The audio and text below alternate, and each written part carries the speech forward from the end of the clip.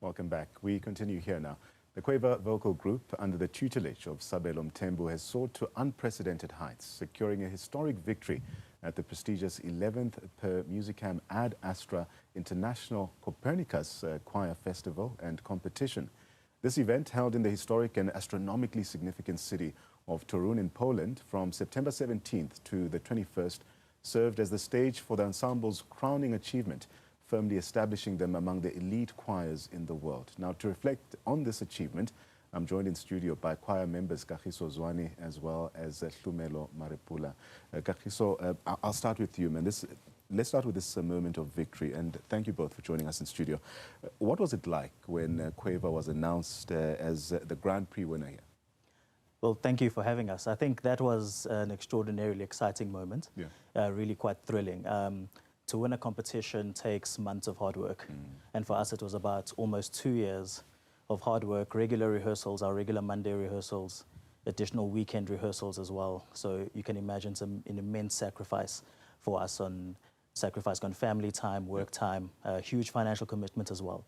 So when you get to that point and you reach the goal of winning and doing it as decisively, I'd say, as we did, claiming all of the categories we competed in, as well as the Grand Prix, and the judges even acknowledging the standard of our music by giving us a special prize for musicianship of a high international caliber.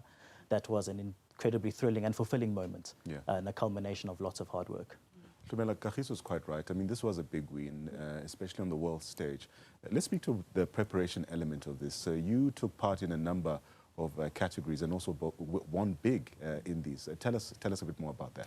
Yes, so we competed in 3 categories, the sacred music category, jazz, which we specialize in, as well as a mixed choirs category, which is a mixture of very complicated music. And in terms of the preparation leading up to that, I would say Quava has had quite a difficult preparation because we also had our choir conductor fortunately receive a scholarship to go to do his master's in choral conducting.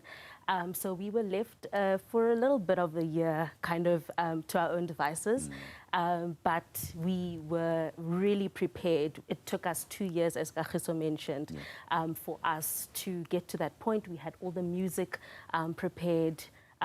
We had done enough rehearsals, and we also had an interim conductor come and join us during that period to, strengthen us.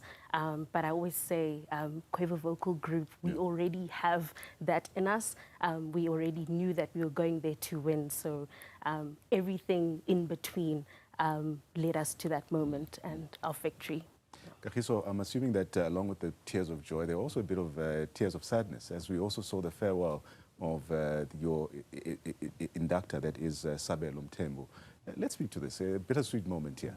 Definitely a bittersweet moment. Sabelo established the choir 16 years ago. It was a group of 8 people, and they were former UJ students who sang in that choir and simply just wanted to sing.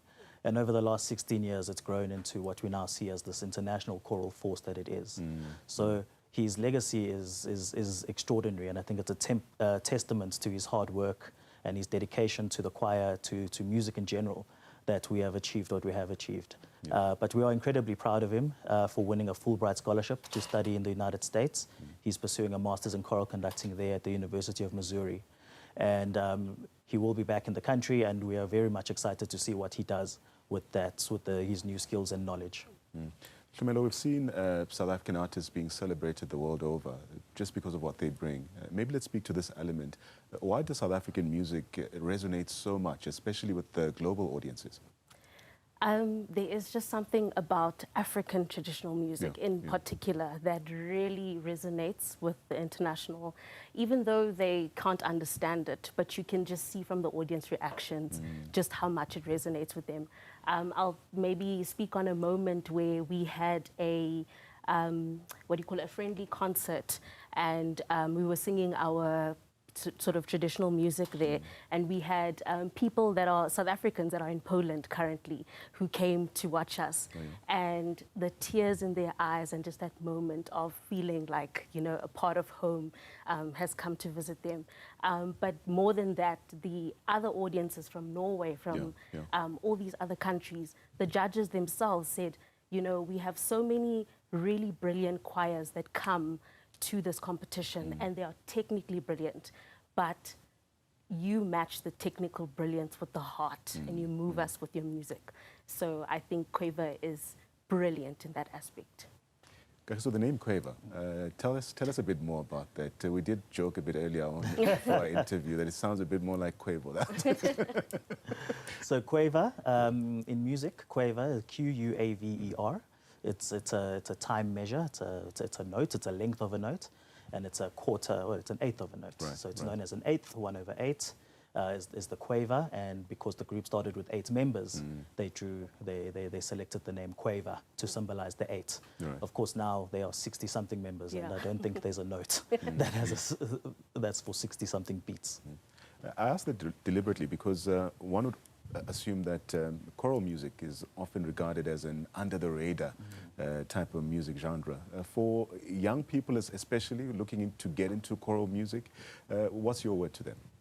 You know, choral music, I think, has been one of the most fulfilling activities that I've done in my life. I started very young, so I've got a bit of a choral resume. But throughout my childhood and now in my adulthood, through choral music, I've made extraordinary friends. As you now can see, we've traveled around the world. It's really an activity that can open up paths for you to explore things that you may not typically get the chance to do. It is very demanding, but demanding in the best possible way. I think there's something really special about taking your talent and seeing how far you can push it. I mean, none of us are professional singers, and I think that's another benefit of choral music, is that you don't have to be a professional to do it. You just need to be dedicated, willing to show up. And if you do that and put in the hours, and with the right group around you and the right leadership, as we've had in Sabelo, I think the sky really is the limit, especially even if you're doing it as a hobby. But Hlumelo, with such a big group, one thinks this must be a logistical nightmare, getting to you guys around the world. And speaking to the cost factor of it, how expensive is it, especially for you guys traveling around the world like you've been doing? It's extremely expensive. And how do you raise funds? Taking 44 people across the world in this economy is a logistical nightmare, as you say. We did a lot of fundraising in terms of concerts, in terms of, we had a first of its kind event called One Day Choir, where we invited regular members of the public to come and experience what it's like to be a chorister for a day. So we raise funds in that way. But a majority of the funds are our own individual financial burden, which as a what do you call it, self-funded choir is very challenging. Quaver is run from the passion of its members, but also the financial sacrifices of its members. So yeah, we really did struggle trying to get financial assistance from corporates. And as you know, in our country, the arts is not really a big supported factor in the country. So we got there ourselves, and we won it ourselves, and by the grace of God, we brought home the prize. Kagiso, before I let you go, maybe tell us what's next for Quaver. So right now, having won, we're a bit of a hiatus, taking the victory in and gathering ourselves. And our immediate priority will be to find a conductor who can fill Sabelo's shoes.